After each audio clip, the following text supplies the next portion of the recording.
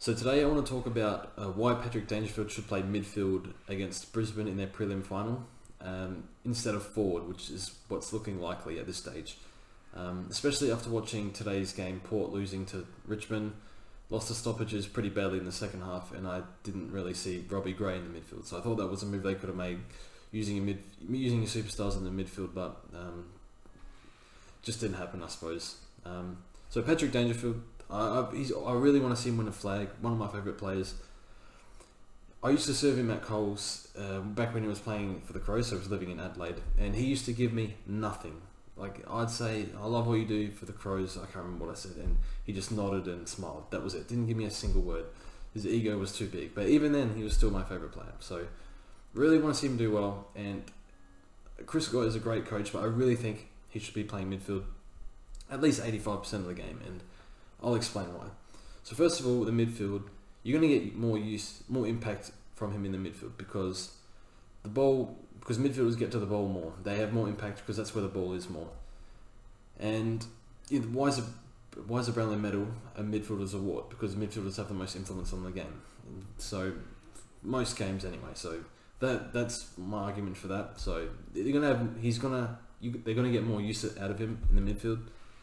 And I think back to past games, and there's a few that I can recall where Dangerfield forward lost Geelong the game or cost them a shot at winning the game, like any hope at the game.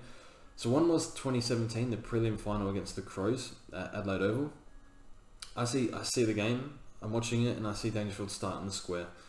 And I'm thinking, that's good for us, because Crows aren't a big body not really a huge midfield, and Dangerfield, he's huge. He's very hard to match up on.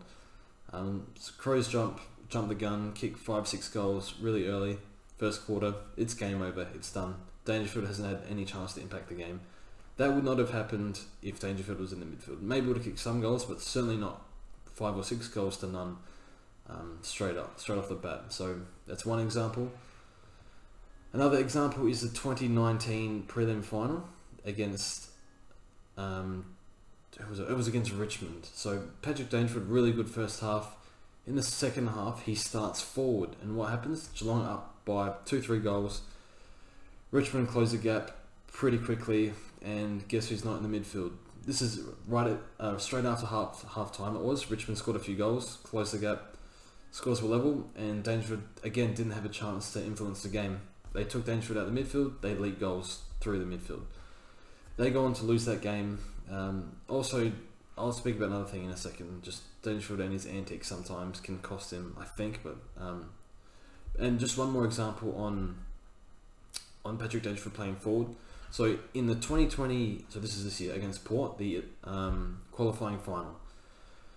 So Dangerfield plays forward for a lot of the game, and I understand Hawkins missed his chances and everything, but there was a period where this was all over Twitter. Atkins, Duncan, and Dalhouse lined up for 2 centre bounces. No Selwood, no Dangerfield. Port win the game by 16 points. They leaked 2 goals from that stoppage with no Selwood, no Dangerfield.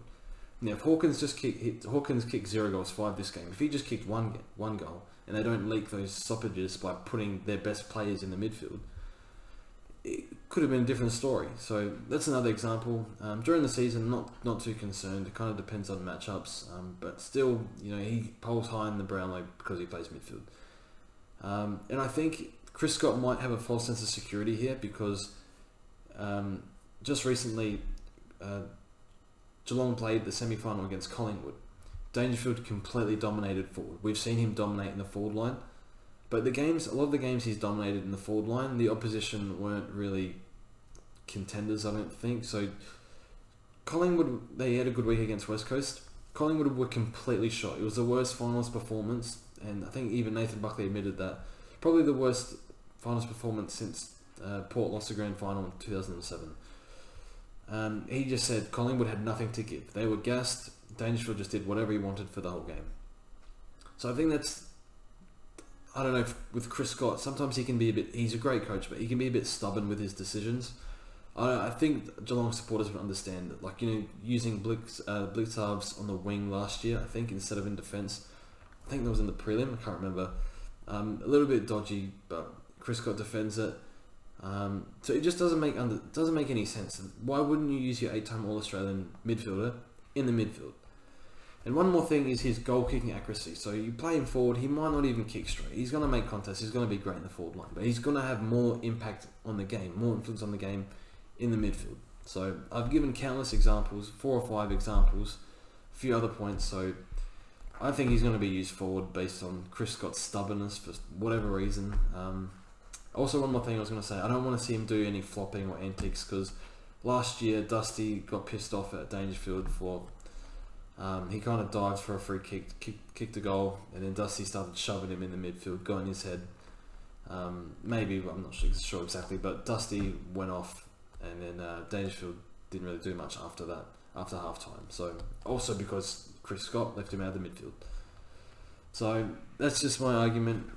Just really pains me to see him not in the midfield, because he's almost unstoppable in the midfield, aside from the extremely hard tag, which barely exists anymore. Only a few clubs run with that, and don't see much in finals. So Chris Scott should play Dangerfield in the midfield. Sure, it can work, it goes forward, but it's bulletproof to put him in the midfield, while it's risky to put him in the forward line, because you risk losing the clearances. Because Lachie Neale, best stoppage player this year. Jared Lyons, one of the best stoppage players this year. Throw Zorko in there. It's a very tough midfield. It's not going to be a gassed Collingwood midfield with an injured Pendlebury and injured Adams. So that's all from me. Thanks for watching, and yeah, I'd love to do more AFL stuff, but yeah, got to do my homework on some stuff, and then on AFL stuff, and then present you guys with some content. So thanks for watching, and see you guys soon.